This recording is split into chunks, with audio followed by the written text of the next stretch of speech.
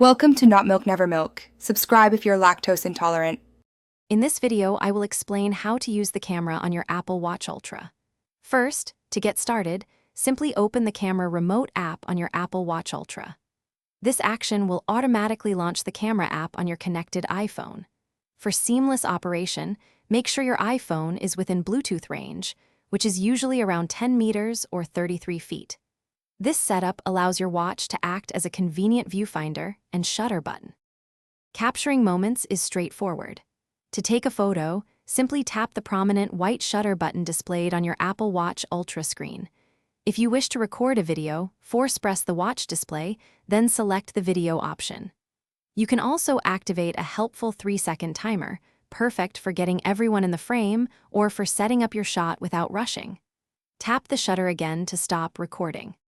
Your Apple Watch Ultra offers more than just a basic shutter. You can precisely control your shot by rotating the digital crown to zoom in or out, giving you flexibility from wide landscapes to close-ups. To ensure your subject is sharp, simply tap on the watch screen to set the focus point. For advanced options like flash, live photo, or high dynamic range, force-press the display to reveal these settings and customize your capture. After capturing your photos and videos, reviewing them is simple. The last photo taken will immediately appear on your Apple Watch Ultra display for a quick check. You can easily swipe left or right to browse through other recent captures made using the remote.